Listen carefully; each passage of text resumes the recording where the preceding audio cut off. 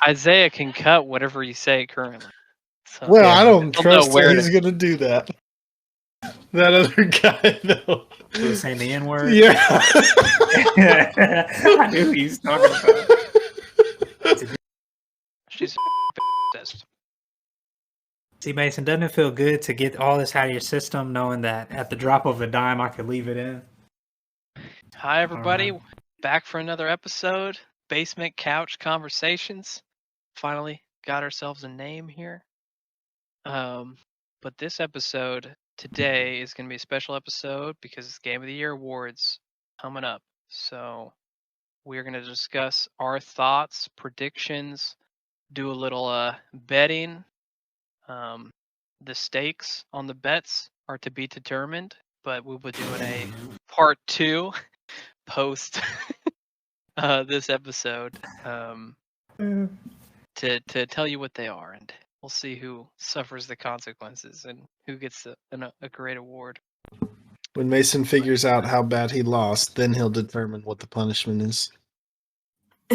I mean, as long as it gets second place, I'm free, safe. That's what I'm hoping for, But yeah, so we're gonna go ahead and get right into it. We'll start by going through all the categories, giving our opinion on what we personally think should be Game of the Year, and then our guess on what Game of the Year will be, predicting other people's opinion. And then we'll get into other additional bets we want to make on the showing. Mm-hmm. So I got Game of the Year here. What do you guys think? Let's go ahead and just we'll form a rotation. We'll start with Ryan, go to Isaiah, then Cheyenne. Well, to be totally transparent, I've only played half of these games. Well, technically less than that. But the game that I'm currently playing is God of War, and that happens to be my pick for Game of the Year. Just a well-crafted video game, even though I haven't seen it all the way through just yet. It has my vote. I think it absolutely deserves it. I was going to put a disclaimer out there that we haven't necessarily played all the games of any of these categories or some of these categories.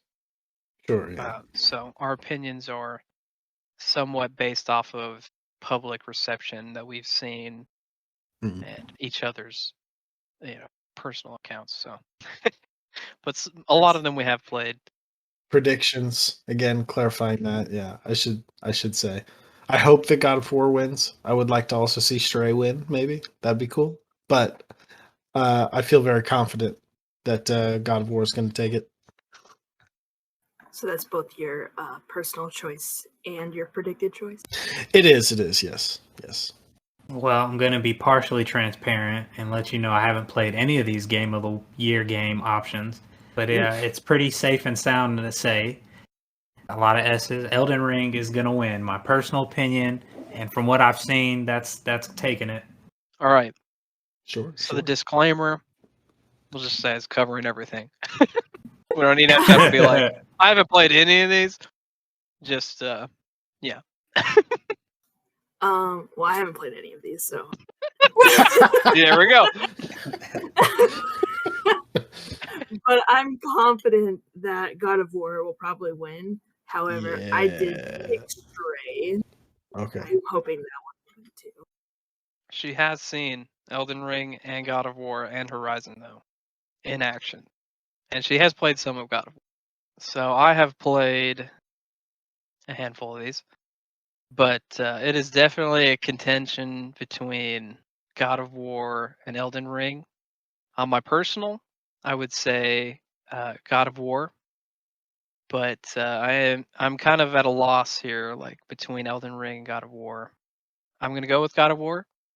That is partially due to some other things in terms of like its large nomination for other categories. Leads me to believe whoever's behind the scenes in charge of these votes favors God of War for it to be nominated for so many things. So I think it'll probably take the win in this category. Now let's not forget last year where Red Dead Redemption had won. It wasn't last year, right? When was Red Dead 2? That was 2018. It was 2018, the first God of War. So remember 2018, Okay. Red Dead won like majority awards, Yeah. but that's the only one they didn't win. Yeah, it was game of the year. That is It could true. be the same situation. Interesting. Huh. What a shame. Yep. That's good they put it out there. Totally forgot about that, but yeah. All right. Best game direction. Back to Ryan. Okay, see, the biases end here. I'm going to give this one to Elden Ring. I think that just based on some of the conversation that went around, whether that ended up being factual or not, it seemed to be that this game was being praised, Elden Ring was being praised as really innovating in the realm of open world games. While we played Horizon Forbidden West, is a very good open world game.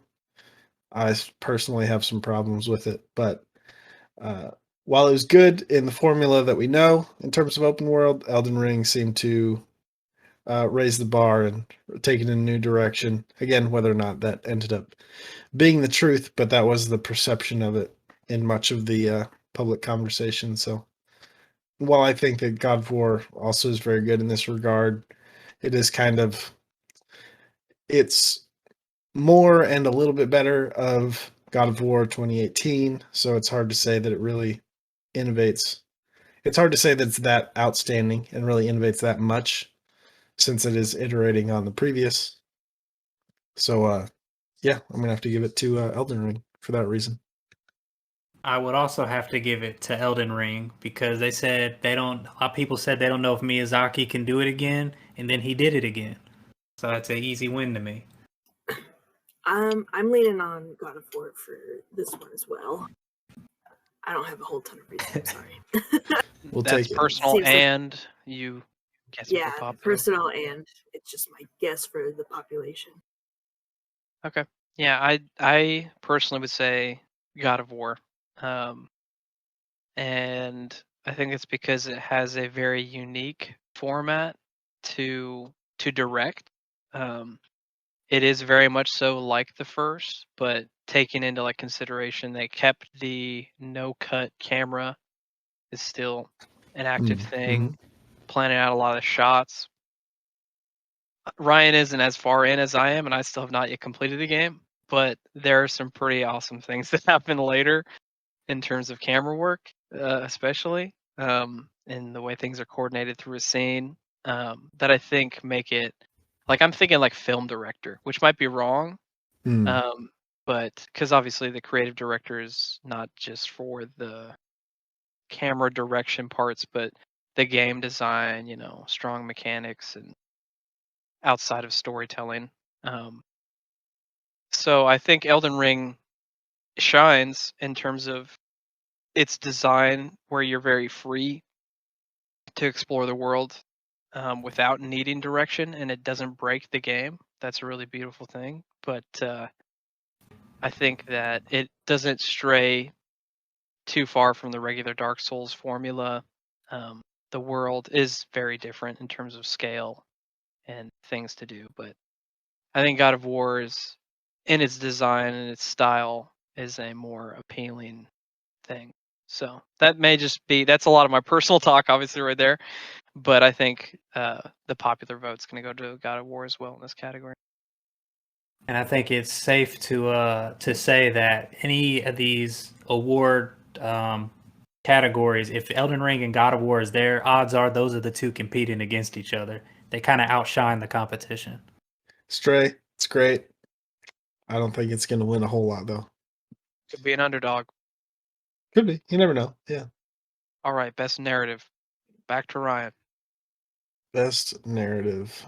For this one, I've decided to give it to A Plague Tale Requiem, which is funny considering that I haven't played it yet. But the first game was very good, which I played somewhat recently. And from what I have heard, the second one matches. It lives up to it. It is also very good. I would like to just give it to God of War, but I think I was kind of just wanting to spread around some of my votes here on this one. Give Plague Tale some love. So I'm voting Plague Tale. So third time's the charm again. I chose Elden Ring, but I think that the narrative is only good to those who actually work to learn it. So I would not be surprised if God of War takes that category, but I'm still sticking by Elden Ring. I voted for God of War just because I know how the narrative goes in there. Like, I know how they tell the story and I like it. But I think the majority vote is probably going to be A Plague Tale. I don't know a lot about the game, but it looks like it's very story driven. And it looks like it's probably being told very nicely. So that's my guess. Yeah, I would agree with a lot of what Cheyenne said. I think that God of War and A Plague Tale are the most story-focused games. Like, there's not a ton of things to do aside from the main story, so you're not like bogged down with just your own personal exploration of the world, or side quests that aren't relevant. God of War, I think, does an amazing job of any side quest you do, they try and tie it back in. The first one did that amazing. Like their core philosophy for the game's design was that whatever you do in the game, it should always come back to the father-son relationship and development of characters. So any side thing you did, the conversations they would have, or things, they wouldn't be super impactful. Like you didn't have to do them to understand the whole main plot, but they reinforced it a lot. So, and it's even more so in this one. The side quests are pretty in depth and still very strong narrative. So I think I would still go with God of War on both my votes, popular vote and personal vote. But that's more to do with the fact I haven't played Plague Tale Requiem yet. And I will say, to add on to Isaiah's comments about Elden Ring, the narrative is strong and it is very unique. It's told in a very unique way, and all the Dark Souls games are like that, where you work for it, because it's very into the lore. It's very lore heavy narrative, I feel like. So, and it can make it really good. No love for immortality here. What's going on? Does anyone know here what that is?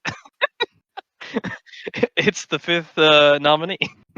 Sorry, half mermaid. I don't know who you are. Yeah, I know.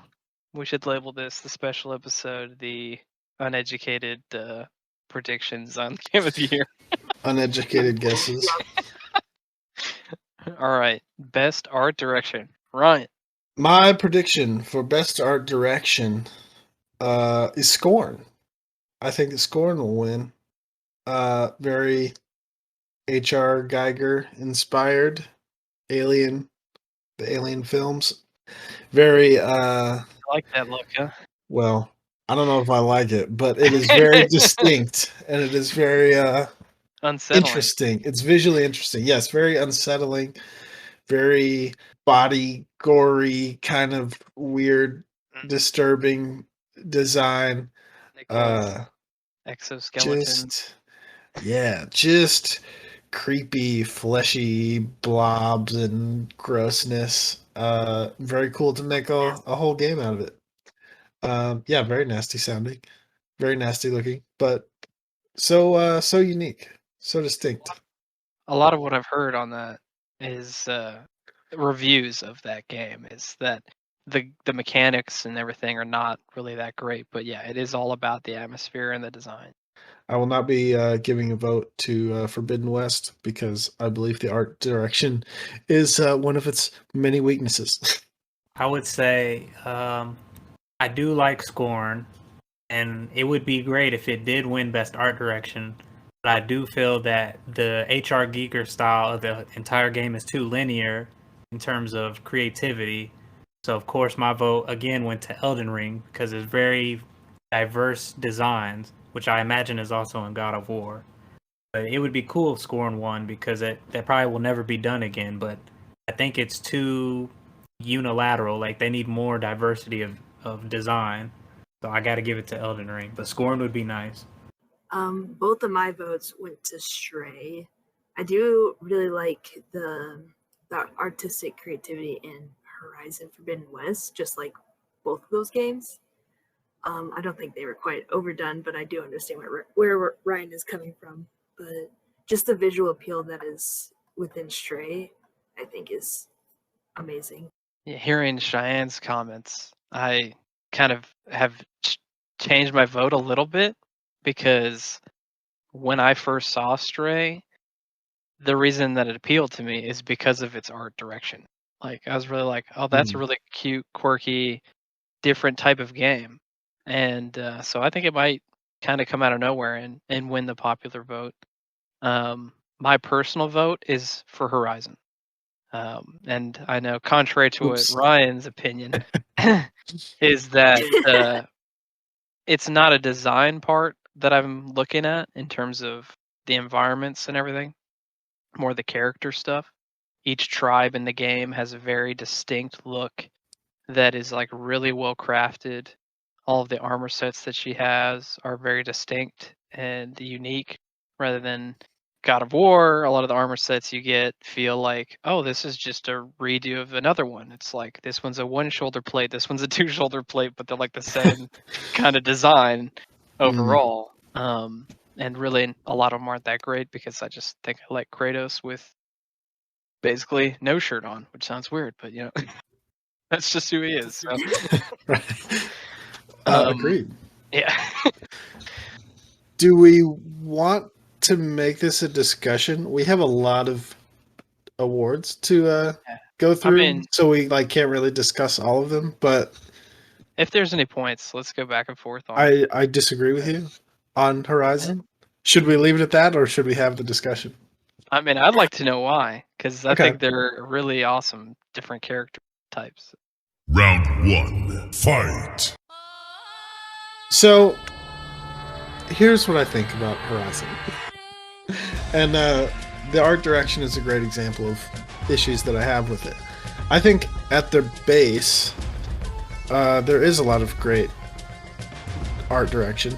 Like you're saying, each of the different tribes really being very visually distinct from each other, being inspired by different types of peoples from our current day, and kind of being translated into this new world. I think a lot of the starting points of that are good, but I feel that what happened with Horizon Forbidden West is that they had too long to develop it, and thus many things became overdeveloped. I think that the character designs became overly intricately detailed, to the point that materials and details that these people are wearing just doesn't make any physical sense. Like the chief with the giant metal headdress that should easily realistically weigh 25 pounds, and yet it's just on him like it's a hat. That doesn't look cool, though? I mean, it kind of does, logically but... Because if he's the king, you want really fancy, and the fanciest items they can get are metal or machines. Sure, but metal is heavy. And so it comes into this place where I think that I would have loved Horizon a whole lot more if it had more of a stylized art direction instead of realistic, because when you go for realism, you ask me to look at it as if it's real, and so then I start looking for, well, that's metal, that would be really heavy. Those things kind of look like feathers, but they're clearly metal also, so now it's just a bunch of sharp stuff on his jacket or whatever, and there's ideas in there that I think are really cool. Like clearly they're taking electrical wiring or metallic components from ancient machines and turning it into their clothes, and all that is really cool, but when you get to this level of realism, it just feels like artists having a lot of time to put a lot of stuff in a lot of places, and I feel that in general that weakens it. Well, it's like I said, if it had been more stylized, I wouldn't feel asked to look at it with the realistic lens of that's kind of heavy or that's sharp. Why would you put that so close to your skin or whatever? And I've had this discussion a few times with a few people. I always bring up Aloy in Fortnite. There's a Fortnite skin where you can play as Aloy, and in that style, I think it looks really great. Like I would love to play a Horizon game that looks like that, because again, it doesn't ask for realism. It is more stylized, so you can just kind of have fun with the designs. It sounds But, like the issue isn't so much the creativity of ideas, but the over complexity versus the simplicity. Yeah, So- it too much of it feels overly complex in the execution. And like I said, there are good ideas for sure, absolutely, that started this whole process. I just think they had too long to stew on it, and inevitably just crammed too much into too little space. Yeah, I think Which ultimately I'm not then comes down arguing- to the art director to limit that ambition of the artists. So when I give my vote in for Horizon, it's the creativity of the ideas. The fact that the village is like built on top of like satellite dishes using like wood to like reeds that they wrap together, and that's just their style. That one tribe's, and then one is more of the plate armor from machines, and the Nora are more like animal skinned. Just they just are distinctly identifiable and interestingly different, and it's connected to the cultures that are explained in the game and stuff. But I do understand the complexity of the game is also shown in the environments. The environments are very cluttered with maybe an overabundance of foliage to the point where it's like, what do my eyes look at to enjoy it? It's almost exhausting rather than enjoyable. And I've talked with you, Ryan, about this. Like, Horizon to me is like the limit for games in terms of detailing, like the amount of things to look at. It does beautify the world they created, but it can also become tiring to the eye to have so many things coming at you. And like, as graphics get better and better and more realistic, I'm like, I feel like games will be less enjoyable. And Ryan has mentioned that he thinks a lot of people will go more stylized in the future. It could be the case. So yeah, that's a little thing to. I don't know if I clarified stuff too, but yeah, I think I'm good on there. We should keep moving. yeah, and we can do those little things if something comes up, like that we want to. If we bring up each other's comments, so. Sure. Yeah. But we will mainly try and stick to our personal votes and popular votes so we can get through stuff. Best score in music, Ryan. You again. Yes, me again. Music is a tough one. It's not something that I particularly notice all the time. I do feel like I remembered some compelling music in the first Plague Tale game. So I listened to a little bit of music from Plague Tale Requiem, and it's very much in the same spirit. So by default, I kind of have to I'm going to give my prediction to a Plague Tale Requiem. I'm sure these other games also have great music. God of War does have great music. But there is so much great music now. Not to say that God of War wouldn't deserve to win or Elden Ring, but yeah, I'm going to predict a Plague Tale Requiem for best score. So I think I am the odd man out because I chose Metal Hellsinger, and the only reason that I chose it is because it's probably the only game on this list that is devoted to just hardcore heavy metal that uses legitimate bands. So you couldn't even play this game; it'd be DMCA hell. But I'm very familiar that Xenoblade Chronicles, all those games have very good music. I'm sure God of War has some decent music, probably nothing that's like super duper crazy. I don't know for Plague Tale, and then Elden Ring's just the godly, so I'm sure that'll do fine. But my go-to is Metal Hellsinger, but it probably won't win. It might be Xenoblade. That was beautiful. I want a whole album of you singing. It sounded like Elden Ring, I'm gonna be honest. No, I'm good. I do what I do. I thought he just played it into the mic, music from the game. Right. Speaking of DMCA, come on now. I have not seen anything from Xenoblade Chronicles, so I can't have much of an opinion on that. But usually with story-driven games, they usually have very nice scores.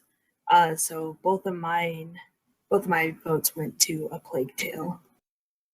Yeah, This agreed. is kind of a tough one. This is kind of a tough one for me. I agree. I think Elden Ring is my personal and popular vote. I think Metal Hellsinger, because its core part of the game is music, could have a place. But is it? I want to know from Isaiah. Is it just straight up heavy metal, or is it like stylized for the game a little bit? Like Doom had a very metal feel, but it was like also electronic, so it had its own like genre almost, Doom music. No, this game was pure heavy metal. Like it's Metallica, Slipknot. Like it was catered for strictly just like hardcore rock. Yeah, I think it might be a little bit too niche to win a popular vote, but definitely I can see personal. But I'm not huge into heavy metal, so. Thought that way when Doom came out.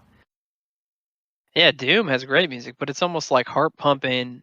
I don't know, it's different, like to me, than just like screamo. Which I don't know how much screamo is in there, but because heavy metal and screamo are not quite the same. But God of War, it didn't really change up its formula too much. It like carried over themes from the first game. I think it's just like remixing almost themes Mhm. of the music, which is good because personally, God of War, the composition the year it came out, that was my winner for Game of the Year, or for best score in music, which I don't know, it did win. I can't remember, but this time around, it's still great, but it's not like anything groundbreaking.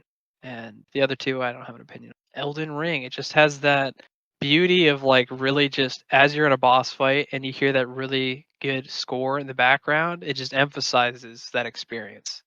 And not every game does that. A lot of times it's just there. It's there in the background, and you kind of feel it, but it doesn't do a whole lot for you. But like final boss in Elden Ring, when it goes from phase 1 to phase 2, like phase 1 is a different rendition of the music that's just in the main menu of the game, but it's way better.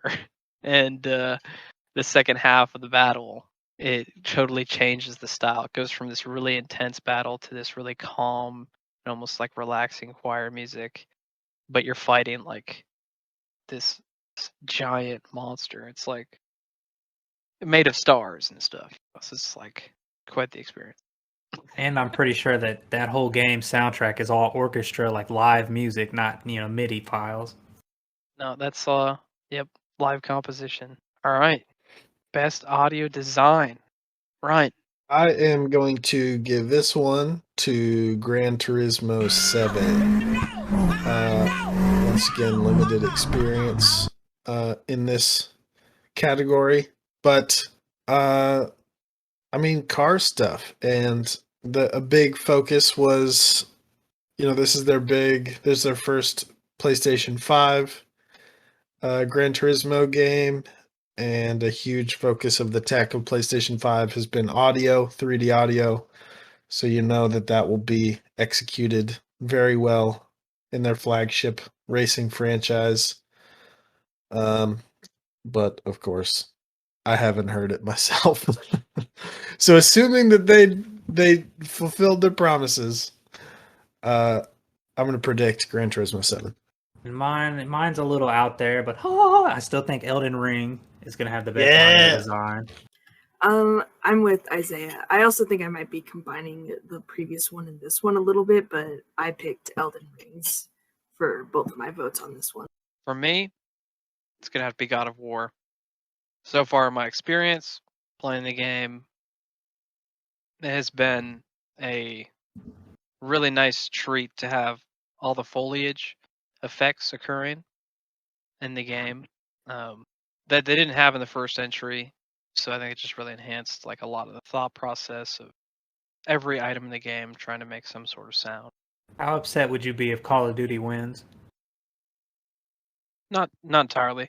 Upset. I could almost understand, but my problem is that they have Modern Warfare 1, and like how many guns have been invented since then that they included in this game?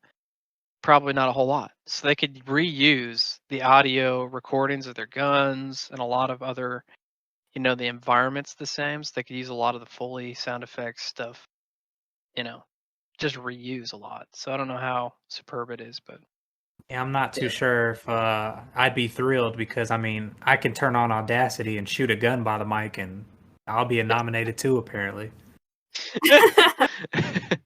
yeah. It's a little, I don't know exactly how they make all these votes, but Call of Duty Cold War was the last one I played, and that one had pretty good sound design for the weapons and other stuff. So I could see it being in there. Best performance. Interesting category to have in a game, but with technology, it's a thing. I predict that the boy, Sonny Soljic, from God of War Ragnarok, playing Atreus, I predict that he will win. It is hard to vote against the man himself, Kratos, Christopher Judge, but he also gave a great performance. But Kratos as a character is still pretty, not much more than one note. He's pretty monotone. And he does a great job at that. But Atreus really has had a bigger role to play for sure, and greater range of emotions and experiences. So I think he's going to take it. you know I feel bad for all these contestants because they're all gonna lose to the guy with the worst picture on here. I think Christopher Judge is gonna win, man, and that is a terrible photo. Yeah. He looks bloated. It's the only one they could get. Yes. Someone ran up to him at a Comic-Con and Yep. snapped his picture, and there it is. Everyone has professional photos and looks like some fan took a picture at Comic-Con. I think Sonny just got out of the pool in his picture. Yeah. Mom, what do you want? My personal vote went to Sunny, but I actually think Christopher Judge will probably win. My vote is on Sunny, and it's pretty much for the same reasons Ryan has already explained. He has a much wider range of acting. For those who haven't played Ragnarok, not going to spoil anything, but there's scenes early in the game that have very powerful emotions that really affected me a lot, and I think that's due to the performance being just really well done. I'm choking. Yeah, I'm crying. But yeah, I think there's just a lot to that his character he plays that he does really well, and yeah, Kratos, not a bad performance, but he is a one-dimensional character in terms of emotion showing. You know, obviously that a lot of what he experiences is with silence. You know, like his untold emotions he's experiencing is a very interesting thing, but His I don't know that grunts has are much to very do. good, but they're grunts.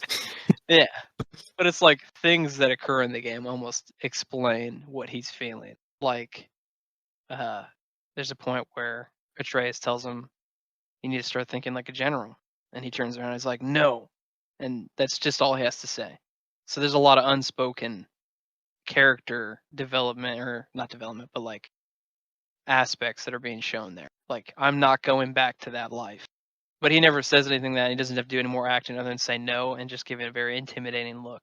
You know, the rest is interpreted by us, the players. So versus Sonny, it's very apparent. He says everything he's feeling. So You know, as we go through these categories, I feel really bad for the Horizon team because just like the first game, they're going to get shafted again this year.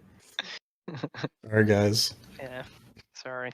Have more fun next time. There will be a next time based on the second one ended. All right, games for impact. Quick question. Oh How boy. many games within this do people even know the existence of and then have even played? I saw that trash fire of As Dusk Falls. Do you remember that trailer? I have seen at least 2 things at Dusk Falls, but I've not watched gameplay or anything else because It of looks those. so atrocious. Is that where it's like just photographs of people with like a Yeah. paint filter on top of it? Yes, that's the game. It's like Gotcha. a graphic novel Yeah. game. Okay. Sorry, guys. It could be great, could be you know? I mean, it's just a weird art style. Well, I was just going to say, based on my cumulative experience of 0 seconds with all of these games total, looking at these images, I'm going to vote hindsight. It looks like that girl coming out of that house, she's probably got some relatable experiences that will make me sad. So probably hindsight. Well, for me, I went based strictly off of the images as well, and I chose Citizen Sleeper because it really reminds me of Jet Set Radio, even though I'm sure that's not anywhere near what it is. Cool. I do dig the design. Using the images to later look up what some of these games are about, I am gonna guess Endling Extinction is Endling Extinction is Forever. That was my personal vote. It's also my predicted vote, but I would not be surprised if a Memoir Blue wins. I knew you were going to pick the animal game. So did Mason, and that's just rude. I was like, it's because there's little foxes. Yeah, the story is the last mother fox on Earth is protecting her children. Is that really the story of that game? That Yeah. sounds That's why it's terrible. Endling Extinction is Forever. Why are you so sarcastic? Oh, no. It's the story of them surviving. That sounds very sad. Yep, I know. I can't play wanna it. play it. I want to play it so bad now. I don't. It's probably very good. Was it? Probably very good. You need to do a Google search. I think that's what the description we were using, right? When you showed me the description of the game, is just the Yeah. Google search summary.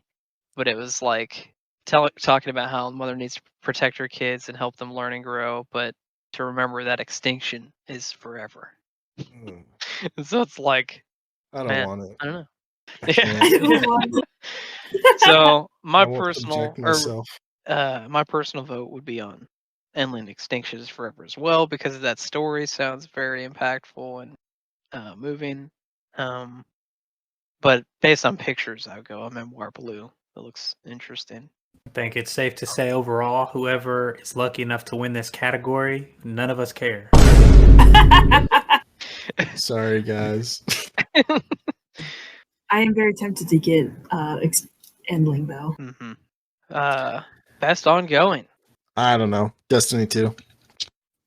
All right, Isaiah. Well, that is a weird hill to die on, Ryan.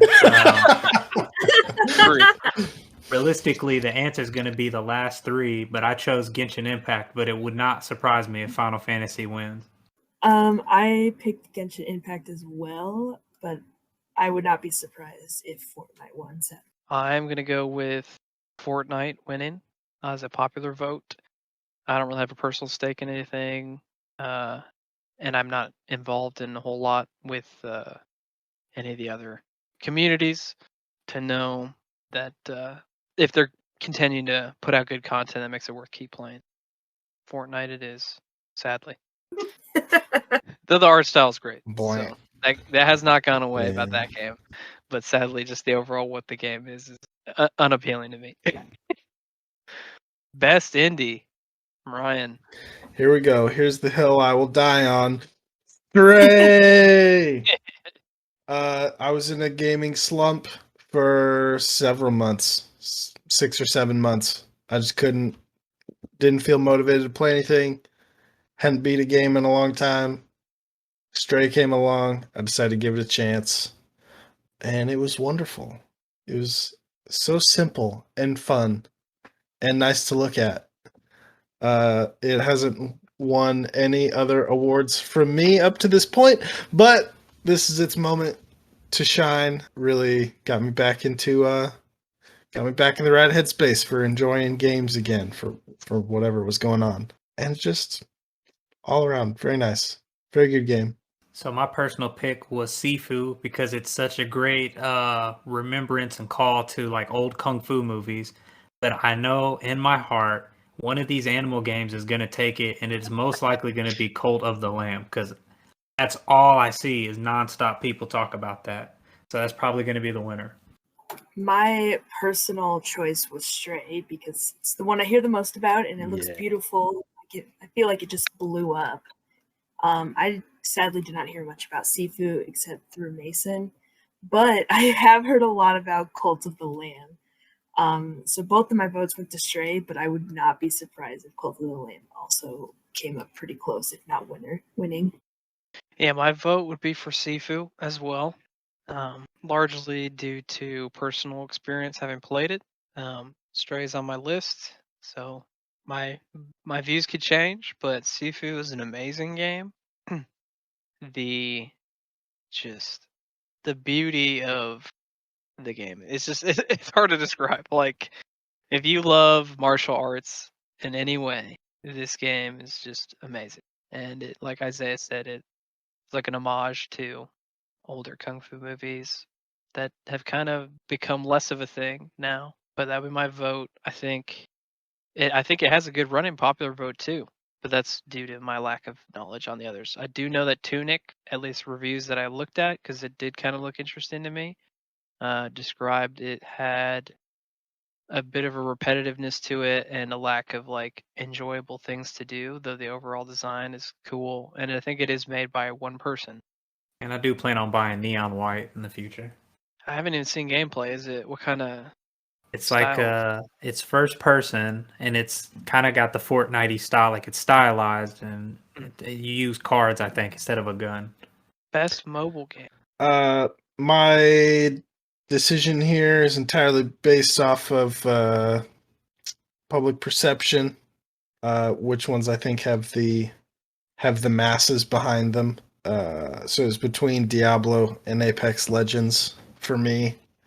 I'm going to predict Apex Legends simply because it's at least a mobile version of a game that is popular. I don't know, a lot of mobile games. I don't know. I don't want to get all into it. Well, I'm going to predict Apex Legends. I'm not a mobile gamer, so this is not my arena. I think Ryan underestimates the otakus, and I'm going to say Genshin Impact is for sure winning this. You might be right. I did vote for Genshin Impact, but my guess was going to be for Marvel Snap. So if Genshin Impact wins, I'm not going to be surprised at all. I too am for Genshin Impact winning based on popular vote, not a personal. I have no personal stake within these mobile games. In my personal opinion, Legends of Runeterra should win the mobile game, but not on the list. I guess since it wasn't created in this year, though I don't know that Genshin Impact went mobile this year, or seems like it's been mobile for a while. I thought, but I just think that kind of game in a mobile format is interesting. That a game of its scale and style. I'll tell you what, it'll heat your phone up, man. I used to play their old game, and it'll get your phone hot. Best community support, Ryan. Recognizing a game for outstanding community support, transparency, and responsiveness. I mean, is there any answer to this that is not No Man's Sky? You know, just the greatest redemption arc in the history of games. Every 4 months, they have a massive update, it seems like. So it's kind of weird that it's still sticking around, and yet it's still sticking around, and people are still loving it, and it's still getting great support. So I feel like No Man's Sky is the only answer to this question. So for me, I think the game that hit the ground running, and I've yet to hear any complaints really, is going to be Final Fantasy 14. So that's my vote. I had to get more information from Mason, so my vote went to No Man's Sky for the reasons that Ryan has already stated. Since I persuaded Cheyenne to vote for the same thing as me. No Man's Sky all the way. And Corruption.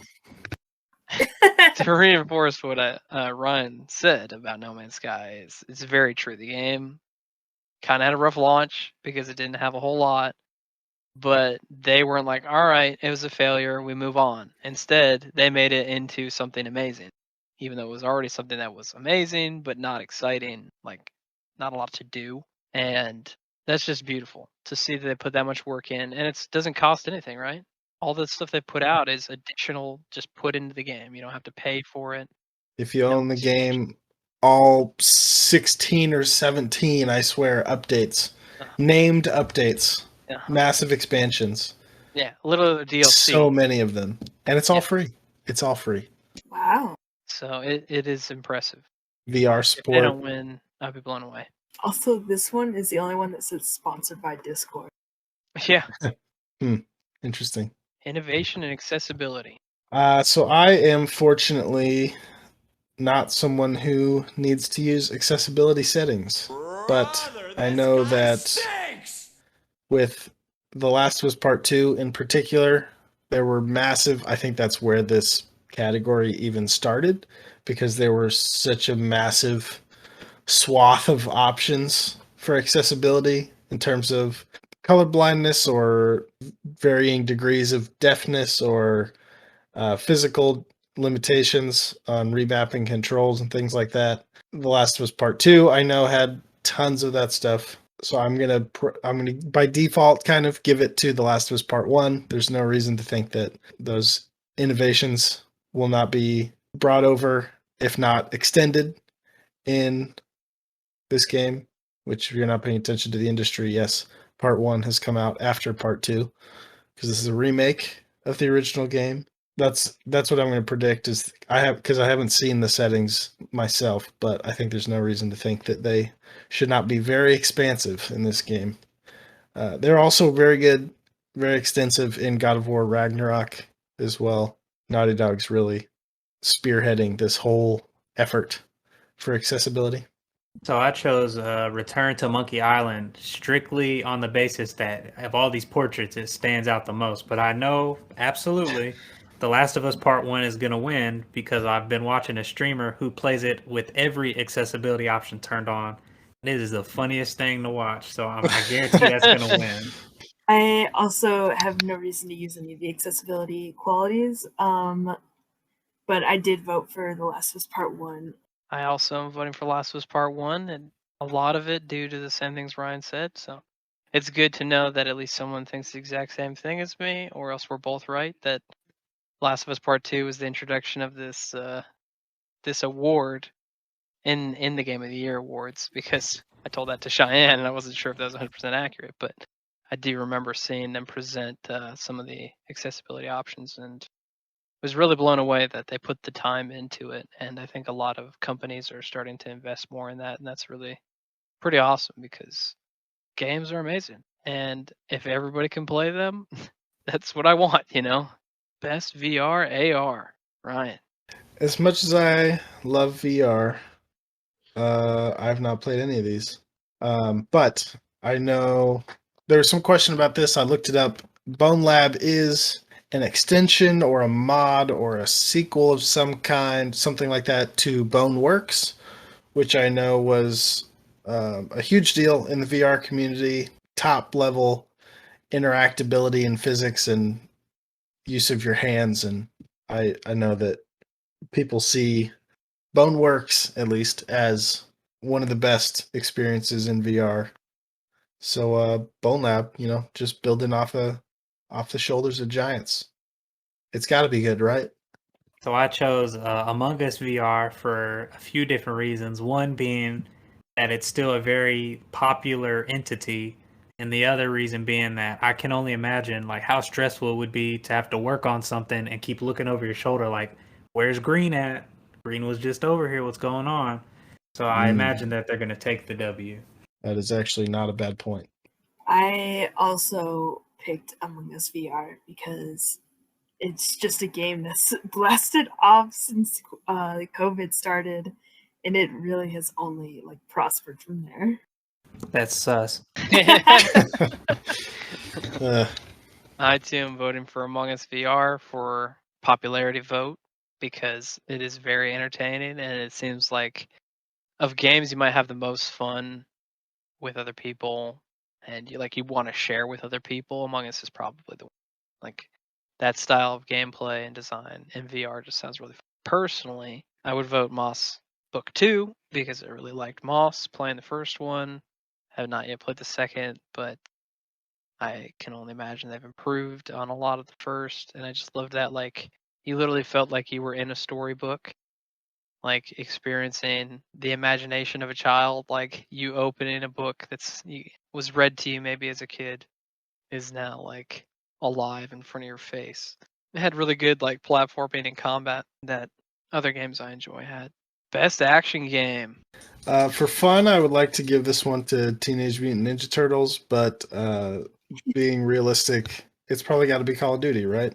One of the most popular games every single year, and there's consistently quality there. So that's a safe choice. I went with Bayonetta 3 As obviously I have a little bit bias on it, and I would probably say Sifu. It's either going to be between, personally to me, it's going to be Sifu who takes it or Bayonetta 3, just because I have understanding of each of those games. But it'd be cool if Ninja Turtles won. I personally chose Sifu, but my prediction is going to be Call of Duty for the same reasons that Ryan said. It's usually the most popular one. But Sifu was so cool to watch.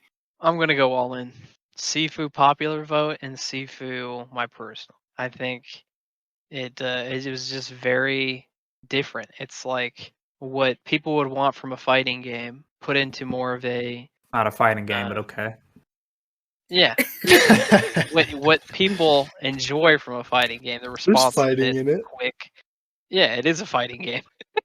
It's just It's not not. a competitive fighting game. It's not. Well, you'll find out soon that it is. Just like But Stray. it has There's fighting in formula. Stray. We're gonna talk about that. You It's trust a you me.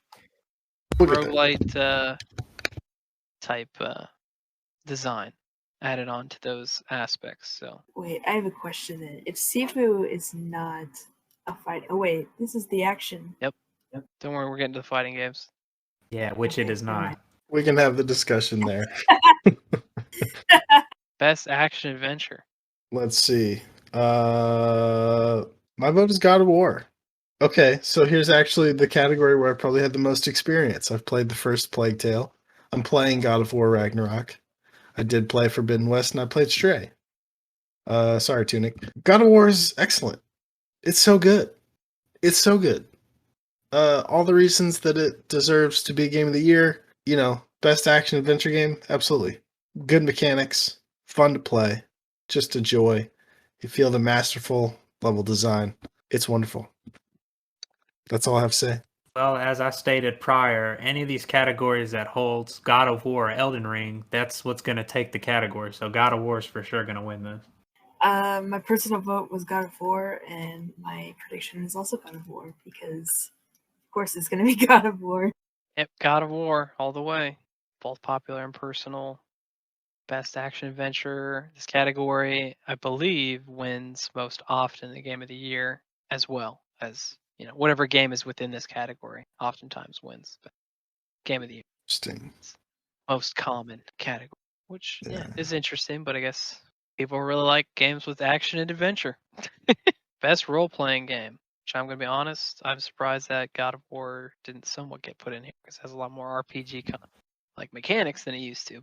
Yeah, RPG elements, but what game doesn't nowadays, really? Once again, limited experience, but I pay attention to the industry. I'll let the other guys tell you the reasons why, but the answer is Elden Ring. That's interesting because I chose Elden Ring, of course. That's going to win. Care to tell us why? That's why. It's Elden Ring. It's going to win. Let's see. Yes. Now I understand. I mean, thanks for explaining. Does it so well every time too. My personal pick was Pokemon because it's the only one I played out of all of these, and I loved Pokemon Legends. But I'm almost positive Elden Ring will take this for sure. Elden Ring, it is the way. Somebody explain why. Explain why. Without singing, it. No, sing it too. No, I'm all right. It has pretty strong RPG elements. I have not played the other games in this list. I've seen you try and play a little bit of Pokemon. That one is a very specific type of role-playing game. Elden Ring, it takes everything that has existed in any of the titles that company has made, From Software has made before, and just it makes them like twice as good. It's going to win popular and personal. Best fighting game. After learning the true category for one of these games, I may or may not have changed my vote. I believe that Multiverses will be the best game that is a fighting game. That's a very good. What was your original? That's a good thing that you changed it. I mean, if I may or may not have changed, if I did or didn't, it may or may not have been Seafood. Okay. But I guess it's not a fighting game. I'll go at the end. I'll let you guys get your stuff out. Because I mean, this Okay. is my category, so I'll let you guys go first. Right. Have you defer played to all the these games, expert. Isaiah? I have You've played all these. played. He's played more of them than I have. Everything but Sifu and King of Fighters. So he hasn't even played Sifu, and he thinks he can determine what category it goes into. I know That's for sure. I watched all the That's very gameplay. interesting. Oh, so you didn't see any fighting in that game? Okay, I saw- say your points. I don't know what game you're playing. But... Say your We'll points. get there. Yeah. Cheyenne, go ahead and give us your vote. Isaiah's going last. Okay, I voted for Sifu, but I'm almost positive Multiverses will win. But also, I'm really interested in the JoJo's Bizarre one because I've never heard of that. My vote is Sifu because it's one of the greatest fighting games I've ever played. Smart ass. I mean, it's just undeniable. Like all the group fights and the one-on-one fighting, the boss fights, all the takedowns during the fights you have, fighting the fights sometimes, It's just fighting all over, That's why it's my favorite. All right, so now it's Isaiah's turn. I held back for too long. Too long. And it's time to just throw the truth out there. Enlighten us. I'd like to start this conversation off by reading the generic definition of a fighting game. It is a genre of video game that involves combat between 2 or more players.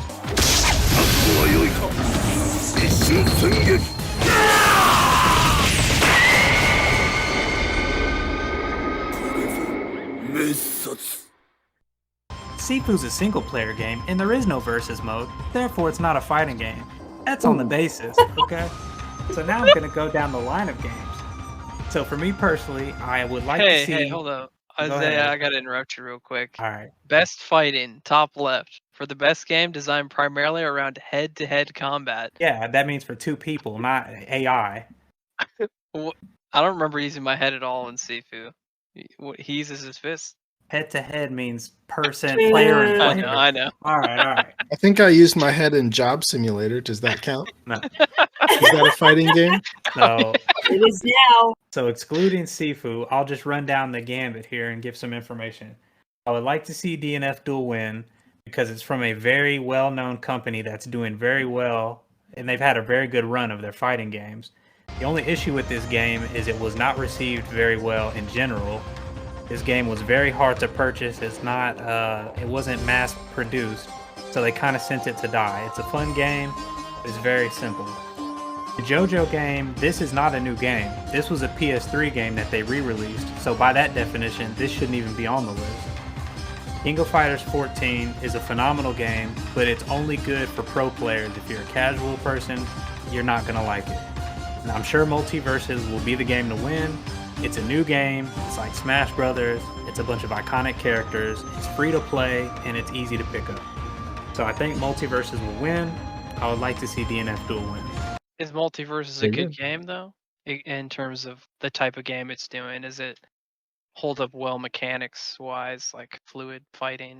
Yeah, it's solid mechanically. It's way better than the Nickelodeon Smash Brothers game. I forgot the name of that one. Oh, yeah.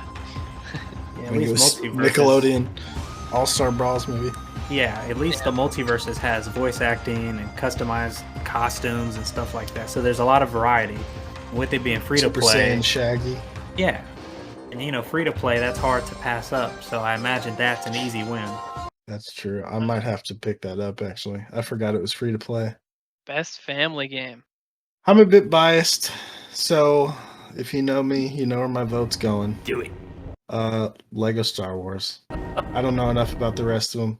I've heard Kirby and the Forgotten Lands, very good, but I just don't know enough. So I gotta say Lego Star Wars. On brand recognition alone, we'll probably take it. Also, it's fun. All right. Okay. So for best family, it's a little weird because when I read that, in my head, I'm thinking this is a game that you play together with your family, and the only game that really matches or meets that credential is Nintendo Switch Sports, and I guess technically Lego Star Wars. I chose Kirby because I did really enjoy that game, but it's probably safe to say Splatoon 3 is going to win this category. Yeah, that's how I understood it too. For a family game, it was like a game for multiple people. So my personal decision was Nintendo Switch Sports. It's the only one I played, and I really enjoy it. But my prediction was Mario, even though I don't know a lot about it. Um, Mario's usually party game style. I didn't think Kirby was. Splatoon is too. I guess it could have been Splatoon, but my prediction was for Mario. Yeah, my personal vote, well, I should say more prediction because I haven't played any of these games except for Nintendo Switch Sports, would be Lego Star Wars as well. I think having played a little bit of the other games and seen stuff on others, and has a lot of character and personality that is just beloved by a lot of people. And these other games have kind of their new entries somewhat. I guess the Mario one is a second entry to that type of game, but Splatoon is a continuation. I don't know how much they innovated from the first. They didn't. Yeah, so I don't think Splatoon's on the run-in, but I think it's going to be a toss-up between Kirby and Lego Star Wars. Public opinion. Ubisoft made Mario? Mm-hmm. Yeah, because it's with the Rabbids. The Rabbids are Yeah, Ubisoft yeah. property from Rayman. Best Sims strategy. I'm gonna have to consult my list here. Okay. Once again, this category is foreign to me, so we're gonna go with name recognition. Mario and Rabbids probably is gonna take it. Yeah, I also don't care. So that's who I picked. Normally I would be pretty good at the Sim games, but I don't know any of these. My personal pick was Victoria 3 because it looked the most interesting, but my prediction is 2 Point Campus because it just looks like a game that people would weirdly be attracted to. My personal pick would be 2 Point Campus. Though this image is terrifying, the overall style of the game has a feel that's like Roller Coaster Tycoon. Kind of those you build your own place, and they have like goofy aspects to what they do, or similar to the Sims games, where it's like based on real things, but they make a joke out of it. I know more of 2 Point Hospital. 2 Point Campus is their other take on another part of it. But I think popular vote Bay Victoria 3, because within this type of category, it seems to be the most in-depth mechanic-wise, and really you dig deep into how the game works to enjoy it. And I think if they're going to vote for this category, it would be that global simulation running country. What about Dune Spice Wars? Does that appeal to you, or do you know anything about that? I thought I know you've that been was getting gonna into be, Dune, but yeah, I thought that was going to be just a mobile only, so I didn't investigate further. But it doesn't look as appealing to me in terms of, since it's a strategy game. They are making a Dune first person survival, or maybe at least a survival type game, kind of like Rust or The Forest and stuff. That looks appealing to me, though they haven't shown any gameplay. So just the idea of it, I think, would be more interesting than that type of format. So though I do like Dune so far in terms of as the books and the movie, the newest movie, yeah, the game wasn't as appealing. Sports and racing. So we're getting, I think, a little bit more into categories that me knowing this group are going to be less opinionated about anything in particular. Let's just go ahead and make predictions. We don't have to say personal votes on anything, just so that we have on record our predictions when we do a follow-up episode. We can be held accountable for saying we actually did vote for it or not as a prediction. So, and my prediction is Gran Turismo 7. It's got the fanboys, and it's got that brand new shiny PS5 tech underneath the hood, pun intended. So I know you said don't give personals, but I personally chose Ollie Ollie World because it's the only game on here that looks like the devs wanted you to have fun. But I'm sure FIFA's gonna win. Worldwide, everyone knows it. I'm the same with Isaiah. I know. Personally, I chose Ollie Ollie World because it's the only one that looked interesting to me. It's the only one that I look like I'd play. But I picked Gran Turismo 7. Judging a book by its cover, I would say Ollie Ollie World looks the most fun as well. But knowing Gran Turismo having such a good history of being probably one of the best racing sims like out there until Forza came around. I think some people started to get more into Forza. That's kind of been Xbox's big, like, one of their big titles holding them up. I think Gran Turismo, Ollie World looks fun. Best multiplayer. Once again, it'd be easy to go with Call of Duty, biggest games every year, but it seemed like Overwatch 2 has a lot of hype behind it. It closed down the first game, migrating everything into the second game. I think it's primed to have a lot of attention this time of year. So I vote Overwatch 2. I said Splatoon 3, but ultimately I think Overwatch 2 is going to take the win. I haven't really heard a whole lot about Overwatch 2. At least nothing phenomenal. So I didn't put that in my vote, but I voted for Multiverses because I don't know. I feel like I hear more about that one than anything else. But I would not be surprised if Call of Duty won. I would be shocked if Overwatch 2 won. I would be very disappointed in the Game Awards if Overwatch 2 won. Dang, It why? literally, it is the closest thing to literally copy and pasting a game, or else just patching a game, because they have ceased service for Overwatch 1, I believe, because it's the exact same. They've moved everybody's data over. That's how easily they could do it for the game. Is just, it's so close to the same game that they can just take your information, put it in the other one, and it just works exactly as it did before. I mean, It is And weird, yeah. they Like added all the new characters. content is still in it. that's, That doesn't mean people won't love it, though. Yeah, so it's the same game with a 2 on it. that's basically the same thing for Splatoon and Call of Duty. It's the same game, but they just added maybe one or two things. Oh, how cute. But Call of Duty is its own whole new game. They have a totally different maps. They'll have different weapons and attachments. You know, in terms of they'll work a bit differently than they did in previous ones. So, and they'll have a completely separate campaign. Overwatch 2, what it promised was more so the PvE aspect was going to be its big draw, which would have made it a pretty different game. But they're still going to delay that till next year. So they didn't even come through with their promise. As well as the launch was really rough. So I think, at least for fans, not so much maybe like reviewers or critics or whoever's in charge of deciding votes, they have not really had the greatest time with Overwatch 2. You know, some of those things are out of the company's hands in terms of there was like DDoS attacks and stuff. I think Call of Duty might have a chance, but Multiverses, since it's something new and fresh, I would hope would maybe win over that. So I hope Ninja Turtles wins just to screw all these other companies over. I mean, that would be nice, actually. That'd be cool. I'll be alright with that. Content Creator of the Year. So Oh probably man, disclaimer: most of us probably either don't know who they are or don't watch them in general. This is a very strange category because, yeah, I don't know who they are, except for one of them that I do know kind of who they are. This Nibelian guy.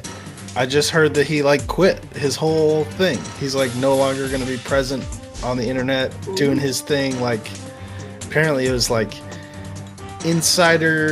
sharing insider leaks, or just being, he was just trying to be like a one-stop shop for, I don't know, something or other. A story goes he like tried to monetize somehow, like either starting a Patreon or getting some kind of sponsorship or something, and it didn't really work out, so he was disappointed, so he's quit.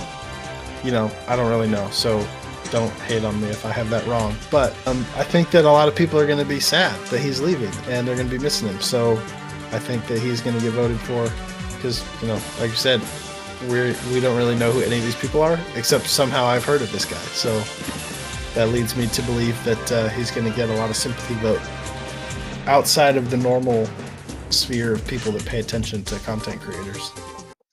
So I also chose Nibelian, but I picked him only because I just assumed, oh, maybe he voices the Mob Psycho character. That's why that picture's there. But based on your story, he's just anonymous, I guess. Does he not show his face? Yeah, I think guess so, yeah. It's he, just, yeah. from what I know of him, is through Twitter. So he, like I think Ryan was mentioned, leaks. I think he oftentimes gets involved with finding out information that's kind of not well known and puts it out there early before other people do. That's kind of his thing. So yeah, he doesn't have I believe profile that I think that is his profile. He uses the Mob Psycho character Okay, I was gonna say, what's the for relation? Twitter as well. So he's best known for this icon, Oh well, all which right. is interesting. I like Mob Psycho, and good for him for taking down the government or whatever he does. Yeah. So that's my vote. Yeah. I mean, Whatever it is. yeah. I don't know if he's completely gone from doing anything social, but I believe he has left Twitter. Weird. Maybe couldn't get a blue check mark for $8, so he left. That could be him. Yeah. That was the sponsorship he was after. He couldn't get his mom to buy him the blue check mark. Or maybe if they actually have a photo as a profile picture, and he's like, "Oh, I can't show my face." Elon Musk said, "What do you mean you're not an anime character?" He must be You a bot. tried to fool me? Now, no matter who wins this award, they all look like douches except for Nibelian, because that's not him. What do you mean? The kid who's mini golfing on the left? Well, he looks like Fred's like brother or something. But the other three look like straight That's douchebags. a throwback. I almost voted for the girl just because she's a girl, but then I recognized that one name. My guess is on Ludwig. I have nothing to base that off of. Absolutely nothing. My vote is on Ludwig as well because I think I recognize his face, and so the fact that I even see one of these people's faces means they're popular enough for someone like me to see their face. Hey, So that's a maybe- 50-50 split. That 2 works. Ludwig, 2 There you go. Nibelian. Yep. You guys are going down, All right, just we like go back Nibelian's to career. if you have a personal vote on anything, go ahead and add it. But otherwise, yeah. So like this category, I think we have more personal votes. But Yeah, same reasoning as before with the best indie category. My selection is Stray. Never thought that I could love a cat, yet here we are. Thank you, Stray, for all that you Cats are. great. So I zipped kind of past this category because I just really didn't care. I chose Neon White, but as I looked over this again, I'm an idiot for not choosing Vampire Survivors. I'm pretty sure that's gonna win because that is a pretty awesome game. I would be really surprised if Stray did not win because it's the only one I know. And if I know it, then it must be pretty popular. yeah, Stray for me as well because of the appeal out of all these. That one would be the one that appeals most to me. On popular vote, I can't say for sure, but I think Stray could have a pretty good chance. We've passed over it a few times, but Tunic there, I have heard of it. I've heard good things about Tunic, so it could come up and surprise us. But Yeah. it doesn't get Yeah. any of my votes, so we'll Yeah. see. It does look cute. I think I would want it to win solely on the fact that it is like single developer made. That's true. So like that just is cool Very to see that win a single game award. Is really awesome. Their name is Tunic Team. Maybe Very it is creative. more than single, but I mean, usually even a single developer usually works with other people in terms of like outsourcing. And Ryan, your ass better not pick Uncharted. I wanted to, but I mean, Arcane was really good. If you haven't seen Arcane, you got to watch it. I know nothing about League of Legends. Well, I know some things. Mason has taught me a lot about League of Legends, but relatively speaking, I know very little about it. And it was a very good introduction to the world. I didn't feel lost, overwhelmed with lore or anything like that. It's a good story, and it happens to be set in this vast world that I am now more interested in because Arcane was a very good show. They better not pick Sonic. No, so I picked Cyberpunk Edge Runners because course. that's the only thing on this list that made a total 180 of what a shit show it was. Like if it wasn't for Edge Runners, that game would be made fun of for the rest of time. The show's that good. I mean, they still had the board game before the actual game. Yeah, Sure, but that was great. the people know the game more than the board game, though. Hey, people make fun of League of Legends too. Not the way that Cyberpunk was. That was a bad game. Yeah, And this yeah. show really flipped the script on how people view it because this show is phenomenal. I've They heard a lot they of good hyped things. that game up only for it to like not be fully completed when they released it. Oh man, Yeah. It's so you're right. broken. So busted. I hear it's gotten better, but still, the damage is done. Yeah. And I'd be happy if Arcane wins, but I'm sure either or, Arcane or Cyberpunk, though, they're both good. They're both Netflix exclusive, so we'll see. Battle of Netflix. Have you seen Arcane yet, Isaiah? Nope. All right, you got to come over here. We'll watch it all. It'll be my 7th time watching it. Okay, we'll watch Arcane and you'll watch Cyberpunk. Oh yeah, it's on my list. Okay. If you want to watch too, over here. It's not long, right? It's not Cyberpunk. It's not it's one 2 minutes. season. Well, one Probably season of 12 Arcane seasons. is only 9 episodes, so it's about 2 hours per 3 episodes. It's like a movie. Each act that's broken into 3 acts. Okay, well, Cyberpunk's just 10. Okay. Oh, it's only 10. Who's up? Ryan? Me. My personal vote and my predicted vote is Arcane, but I almost picked Cyberpunk. I haven't seen it yet, but I've heard nothing but good things. My vote, all the way Arcane. It is a masterpiece of animation in general. To know that it's related to a game that I think has some amazing stories within it. The gameplay, not anything super spectacular to me, seeing as how it's based off of a Warcraft 3 mod. Turned into a hundreds of millions dollar company, probably billions, I don't know at this point. But yeah, it is an amazing show.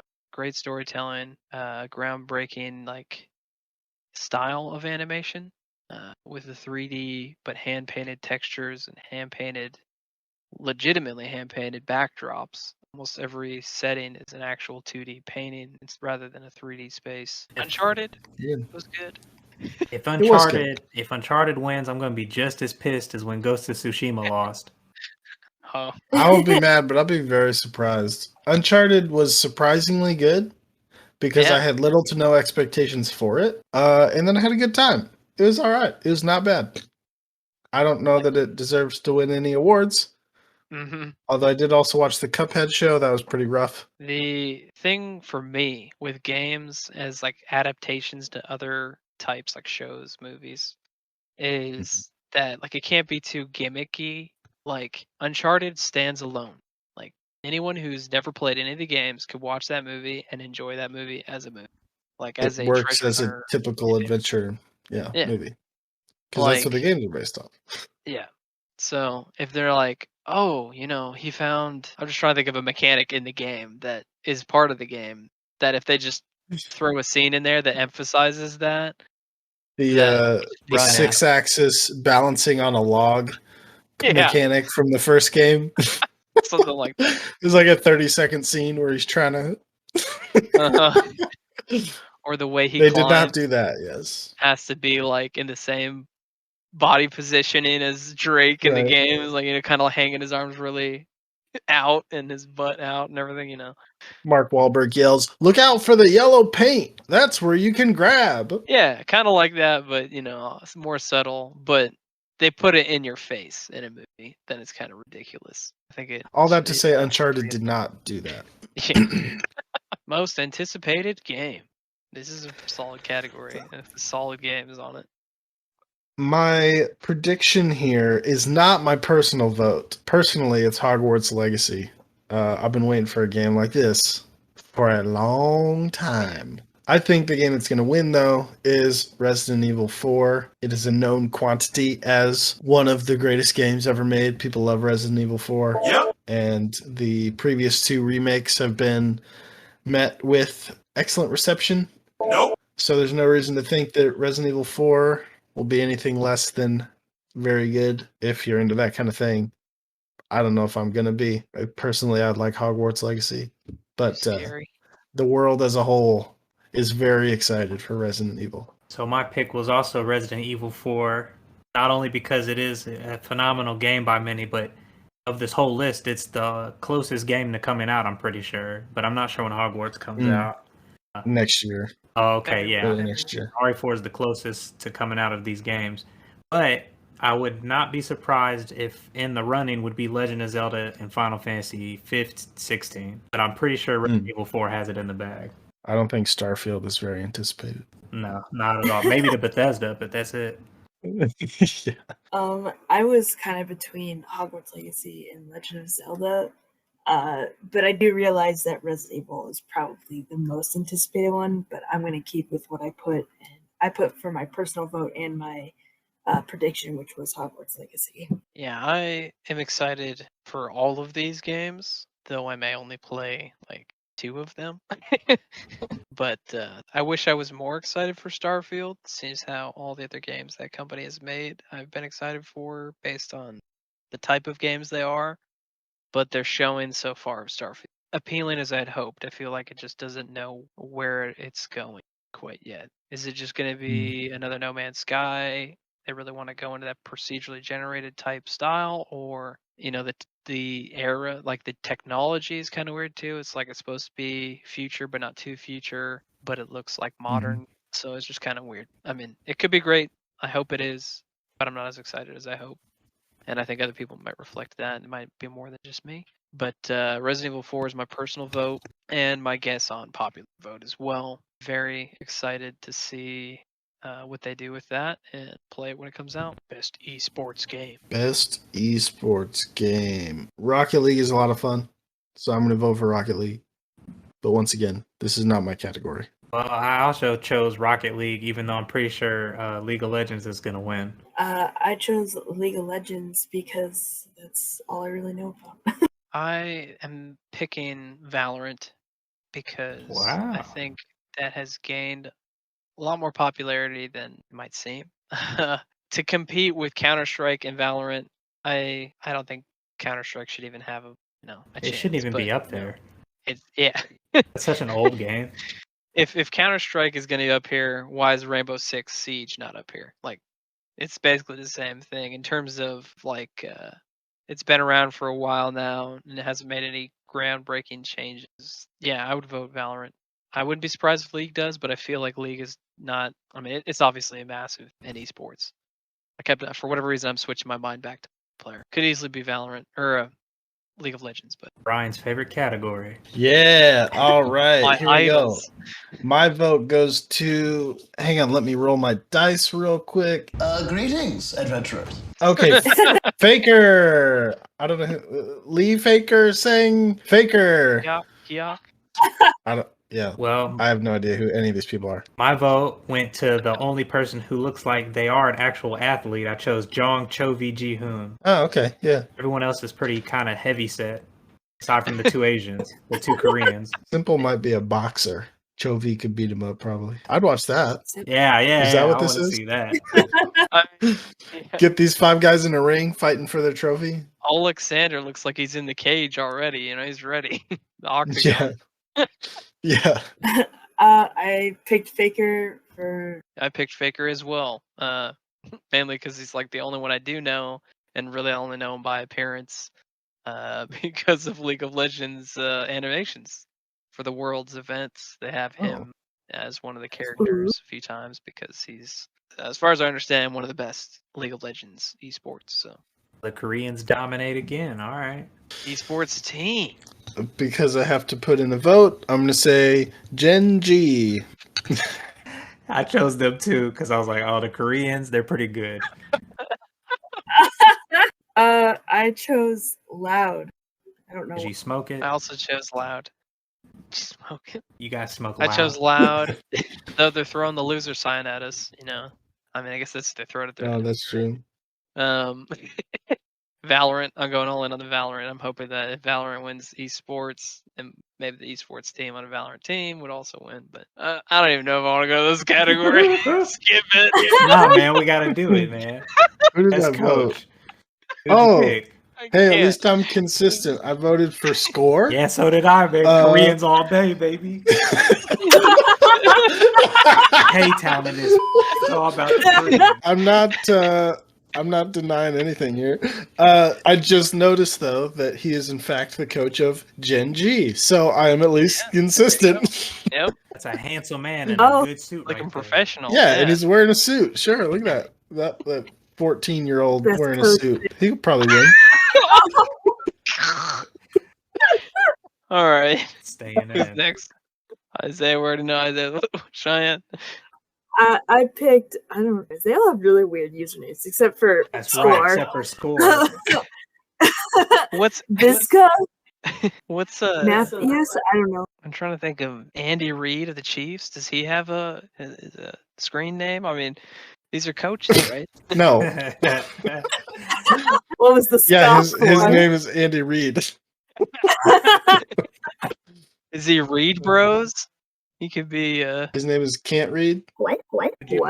Isaiah wanted to know what you picked. Oh, Loud. The guy that coaches for Loud. Bizka. Matthias. Wow. Oh, Matthias Tarascani. Okay, so you chose the Italian. All right.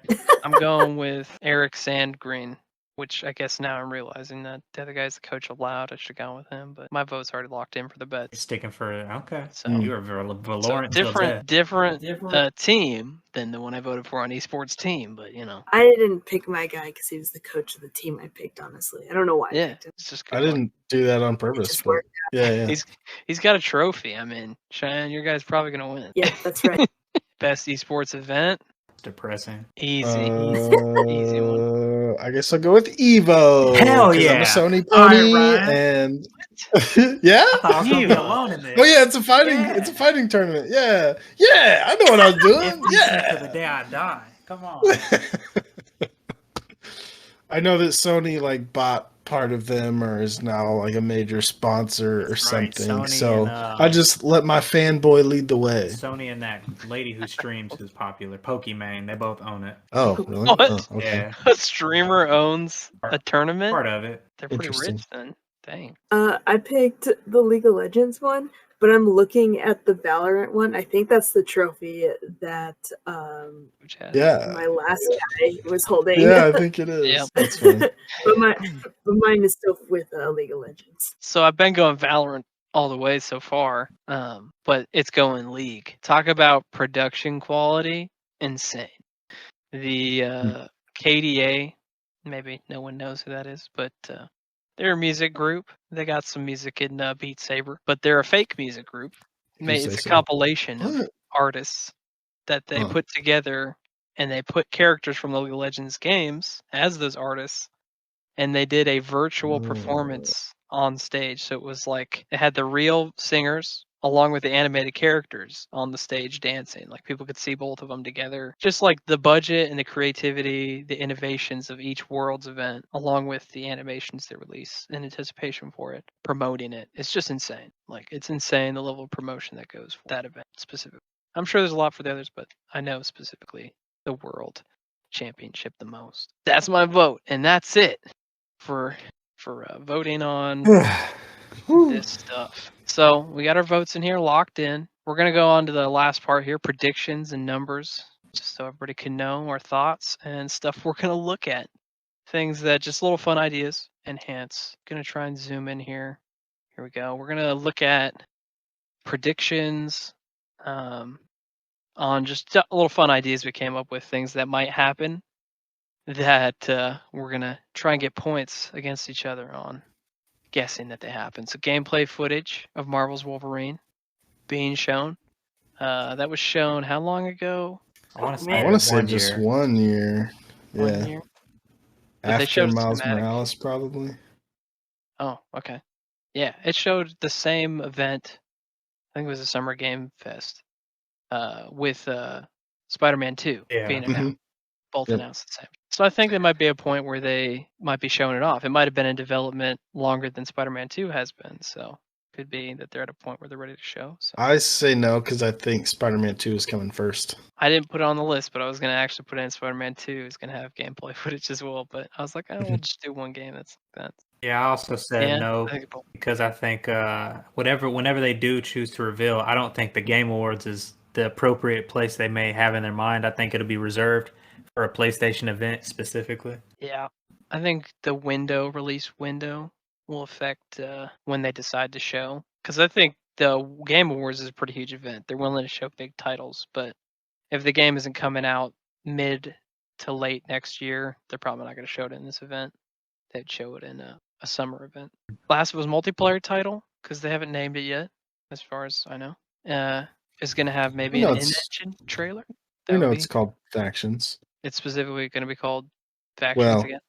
I guess, yeah, it could have a more specific title, but it's always been referred to as Factions. Yeah. But anyway. So their Factions game, I say in-engine trailer. That's more of less. It's less of a gameplay, and more of maybe Yeah. showing environments, showing pre-rendered setups. Probably what Isaiah would call a fake trailer.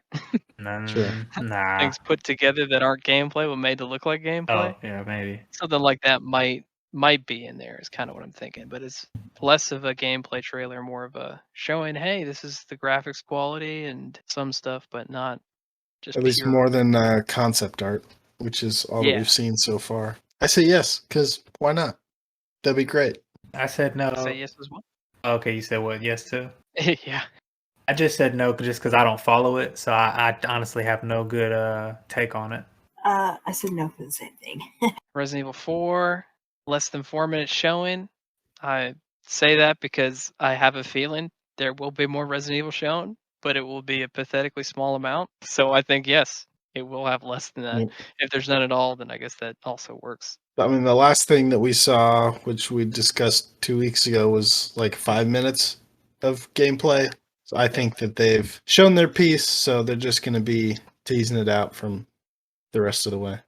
Yeah, I It's think interesting. they exhausted it. Like they showed a lot. I think they're good. With a March release, though, I am really surprised they don't want to promote even more of the game than just a story trailer and 5 minutes of gameplay. But I don't think they need to though. we'll see. Honestly, though, it's kind of soon. Even though I might say 0 minutes is still less than 4 minutes, but we might not see anything.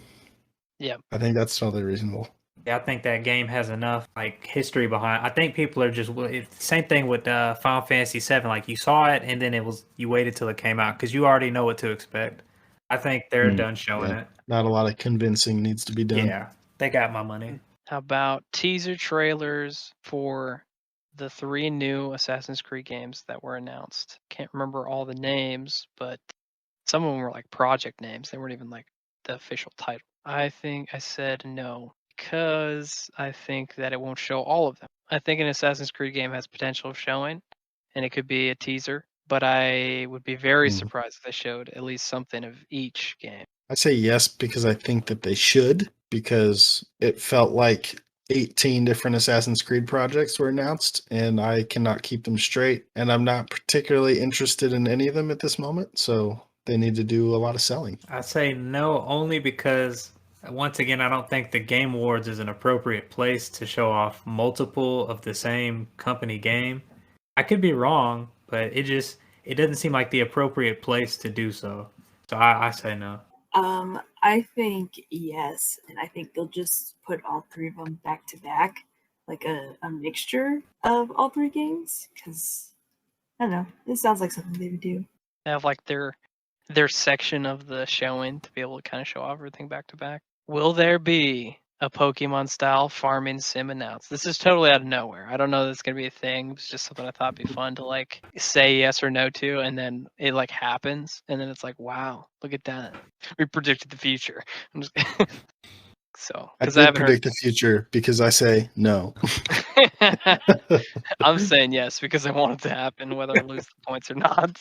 I think if Pokemon has a farming sim, they've officially gave up. Like they ran Okay. out of ideas. Let me clarify this a little bit. Pokemon style. Pokemon style. So it could just be like mostly a creative monster type creatures farming sim, rather than a Stardew Valley type.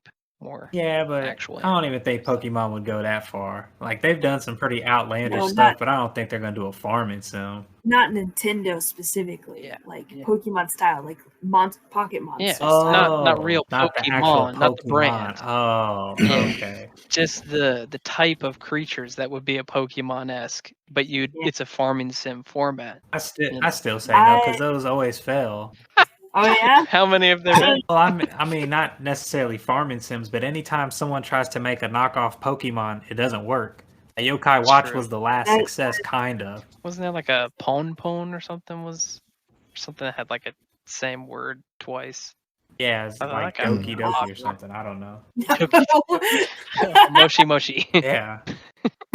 I just feel like you can't Well, you can't copy that style. They've done it to perfection. Well, I said yes because I really want one, but also a ton of farming sims came Yeah. out recently, so it'd be silly for Pokemon or Pokemon Styles did not come out with a Farming Sim 2.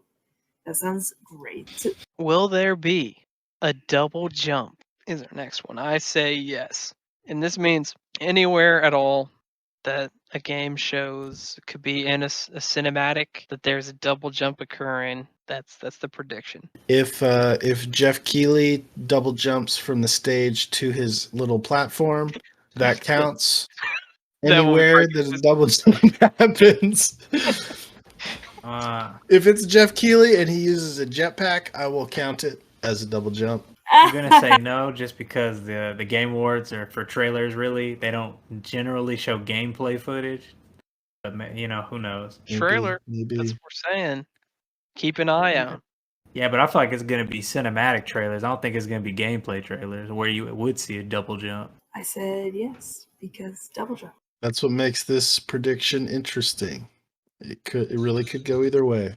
But there's an obvious, more fun answer. Now we'll Anyway, move yes. into the numbers section of our predictions. This is more number based, less of a yes or no. How many times will someone say you won't believe? Yeah, amazing. This, how many times? Put 8? I'm putting in 8.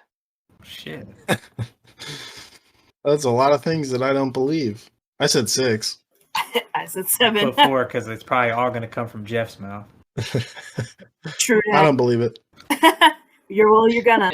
You won't believe how many times they'll say it. All right, next prediction. How many live music performances will they have? I'm guessing 4. They have at least 2, one at the beginning, one at the end, and some in between. I say this is still too many. This is an insufferable number, but I predict 3. I picked 2 because I'm hoping Jeff gets it together and realizes we're not here for music. We're here for the games. So we'll see. I hope you win. Yeah. I also put 3. I mean, they have to have them though, because No, they don't. of the live. Yeah. No, they don't. They don't. But they're catering to the people who are there. They want them to have a show as well. Like the people you listening That's to true. someone on the internet is garbage. A live performance through YouTube, but really there, the orchestras that play and stuff, man, the themes for like all the games when they show Game of the Year award, it just has all of the themes from the games playing and mixed together, and it's like its own creation. It's like if I wasn't watching this through my computer, this would be amazing to hear the music and everything. That's true. That would be cool. But live music during trailers or whatever like that does not. I don't think we count as live music performances. Like just to clarify, I'd probably go to the bathroom and piss during the whole that part.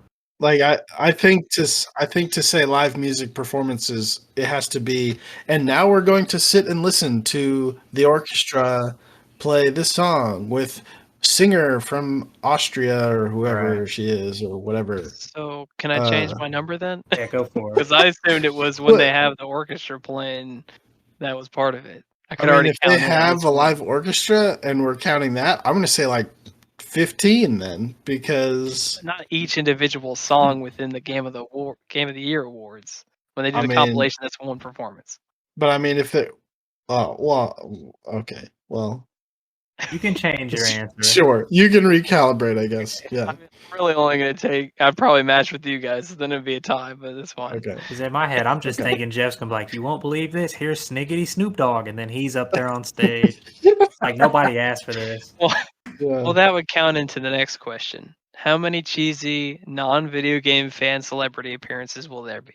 I guess 6. There's going to be a lot. Last year had probably the most, right? Which might have been due to at least Sonic, the fact that was a games movie that had actors from it come in that probably have no care for video games, but they were there. But there was other people like I don't know the actor's name, but the guy from Shang-Chi. Oh yeah, Stephen Young, whatever his name is. Yeah, he wasn't in a game. That's so not. I know that's the zombie guy, right, who died. Yeah, that's The Walking Dead. Yeah, it's like Simu Liu or something like that. Anywho, they had people in there that I was like, where are these people coming from? Like, what does this have to do?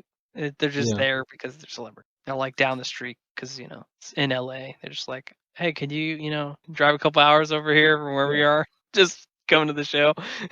Yeah, All right. Jeff just has his connections. Yeah, Mason, I think it's either going to be you or me for that, because it is going to be a bunch. I was hoping that, like Isaiah was saying for the last one, I hope Jeff has learned his lesson and cut it down in connection with our next one that we're going to talk about. I hope that this is a low number. I hope that he realizes that we don't really care to see these people that don't care about video games. Yep. So make it like 2. Make it 2 funny people Yeah. that'll be funny to see on stage, and then be done with it. I don't know. I like seeing game legends who are there. If we're talking, You like The Rock Skyping in to sell his energy drinks? No, when you say industry legends, you mean people who actually work in the game industry, right, Mason? Yeah, he was still talking about the cheesy non-video game. Oh yeah. We had moved topics. He's hoping. Yeah, we hadn't yet. But the next topic is how many industry legends will appear, and Ryan, I think, is wanting to be the reverse. So way more industry legends and like less non-important. Yeah. Yes, that's what I'm. Yeah. So yeah, my prediction's way too low on that though. 2? With 2 Come on, people, man. You know Kojima's probably going to be there. Yeah, Kojima's one, but Reggie. Did everybody share their Maybe non-gaming celebrity guesses though? Oh, I think we skipped ahead. no, Cheyenne got cut off. How many you got, Cheyenne? I just put in 3. Okay. Isaiah thought we switched, so Isaiah, I didn't. did you say? My fault. Isaiah said 5. Okay. All right, we can move on. Industry legends. I hope this is a high number, so I say 5 here. Talking Kojima, Reggie Fils-Aimé, Kevin Butler, Joe Rogan. All of them. All the legends. You know, I'd like to see even bigger than anyone's number here, but that's probably an unlikelihood. I'd just be happy to see Miyazaki if he accepts the Elden Ring award, because that dude never leaves Japan. All he does is work. Interesting. That'd be cool. He'll just accept it like over Skype call or Zoom. It'll probably be a pre-recorded message or something. Yep. Oh, Because they send him the letter a week before or something that you're the winner. Oh, what? I was pretty sure. Or at least I think most award shows they do let people know. Yeah, they let them know ahead of time. They're prepared for a speech and everything. But I guess maybe it's nominations. But. Isaiah, you make it sound like he's so busy. His acceptance video is going to be someone rushing into his office with a camera. It's like, you won, say something nice. And he's like, he looks up from his sketchbook. Thanks, I guess. What are you doing? I wouldn't be surprised if his acceptance speech is literally like an executive speaking on his behalf. All that dude does is work. The odds of you seeing him are so low. Man. The legend. Is it Miyazaki in anime, Miyazaki in video games? That's just a famous name. All right. I picked. Oh, yeah, sorry. Oh, my goodness, Mason. Your own girlfriend. Why am I in charge of this? I don't know. I put 4. Hopefully they have more industry legends than just regular celebrities, because that's way cooler for a game. I hope so. You're correct. All right. How many empty promises will be made about the games that they're going to show? This to kind of give other people more clarity on kind of what this question is Resident Evil 4 kind of did this. They really built up. They announced the game and like, we have something really special to show you. And they showed us about 5 seconds of the game of Leon doing nothing other than maybe crouching, which was a new thing. So those kinds of letdowns where they really hype it up, but it's actually nothing exciting is shown is kind of what we're talking about this time. I say 2 times that'll happen. I say 4. It's inevitable. I say 2, but I'd really like it to be 0, just because why would you want to embarrass your company at this award show when everybody's kind of got their eyes on it? Capcom did it. I mean, I know Pragmata. Syndicate always do it, but no, Resident Evil 4. Oh, well, 2 games then, Pragmata and RE4. I picked 5 because I feel like it happens way more often than we realize. You're not wrong. Once we start paying attention to it, it could be an increased number. I'm sitting here thinking about it, and I'm pulling up lots of examples. How many remakes will be announced / shown? So I'm combining because it could be not only is it shown or announced, but it could be shown having been announced prior to, but we've just never seen anything. Kind of a combo. I'm going to say just 2. There's still a few franchises going strong here, RE4 remake. But, I don't know, the remakes have kind of slowed down in the last few years, so. Yeah. Hopefully not too many. That's why I say 0, just because I think we're kind of burned out on that right now. I think that's a good thing, though. I'm not trying to see a bunch of remakes. I guess I picked 4 because I thought it was the other way around. It seems like more remakes are coming out. Yep, I would agree sure. there. I only put 3, but I was told that games that are not even too old are starting to get remakes. Yeah, like so Last of Us. I don't know what that's about. Yeah, like Last of Us. Yep. Last was part 1 That's is a true. remake. So And they're remaking Horizon. Let's see that. Great. Yeah. They are? all they're doing is Yeah, adding the that's extra the whole thing. commentary. They're just gonna make her talk more. Oh no! They're gonna make it so. I heard Ugh. that they want a maximum of 10 seconds of silence. Oh, Aside from no. that, they want talking. That's a lot of talking. Horizon Torture Ryan edition. Their max in Forbidden West was 25 seconds, I think. So yeah, they're trying to at least cut it in half. It's going to be 16K compressed down into 2K details, so it's really noisy and grainy and overblown and too much stuff on screen. They're making it just to make me uncomfortable. How many games will they show that the crowd won't cheer about? I'm putting 4 in there. I hear these are common. I don't know about that. I can't Yep. think of too many, but Same as Shine was saying, these are probably more common than you think that they are. But once we're counting, Yeah. one of them is going to be the Horizon remake that no one will cheer for. But I said 6 I can see that. because, yeah, they are. I notice it every time. There are tons of these games. It's the filler, Now the fluff I titles. put a relatively low number now. I should have went higher because I expect to see a lot of that too. I hope somebody gets something thrown at them. That's what I really want. that'll count. As long as somebody got something thrown at them, that'll count. And at That'd least be it's not awesome, man. cheering. If Jeff gets like slammed with a water bottle, that'd be so Oh, cool. stop, Jeff. Not Golden Boy. Like imagine, like he's always happy. Now you get to see him actually pissed for the first time on camera. Oh, it starts like wailing on some Yeah. kid in the crowd. Yeah. Yeah. Now Jeff's my favorite esports player. Yeah. He's the best coach. What if it's Sunny? That would be great. Christopher Judge like, boy, stop talking, listen. He's like, no. Chucks the water bottle. Has there ever been fights at the video game anything? No. Oh, I no, think no. the most Come on, crazy man. it's gotten was Nerds don't fight. what's his I remember name? when they booed the Xbox The guy calling out the Oscars. Oh yeah. Yeah, Joseph Ferris. Yep. Yeah, that's as extreme as got at the awards. Or Will Arnett leaving his microphone on when he went to the bathroom during the VGXs. Wow. I don't know about that one. That's funny. I'm pretty sure that's Yeah, I real. heard that one. Sorry, I also picked 2 like Isaiah because I picked 2. Could happen less than we think. Maybe it'll be that amazing of an awards ceremony. I hope it is. How many montages will they have? I think we need clarification on this one too, though we've already voted because of the game of the year. We'll show all of them together. We're not going to count that as a montage. Yeah, right? I'm not gonna count Since it's that. like just presenting them all together. Yeah, I was thinking Yeah, no. montage is just they're filling time. Okay, explain that more then. Like commercial breaks? No, like They are going to have the kind of at every game conference, there's always like a montage of games that have already been out, just to kind of like PlayStation, and you're just showing games, and it's like, all right, we know like Xbox Game Pass. exactly. Like they're We're like just showing a showing library crap. of Yeah, and games. it's like, all right, we know this. Would it count if like the 3 Assassin's Creed games that I had already voted yes for are No, shown that's together? not a montage because that's new. Like those are announcements. If it went back, like it was like, oh, here's a bunch of the games from the past. Yeah, that would be a before montage. like showing the new game.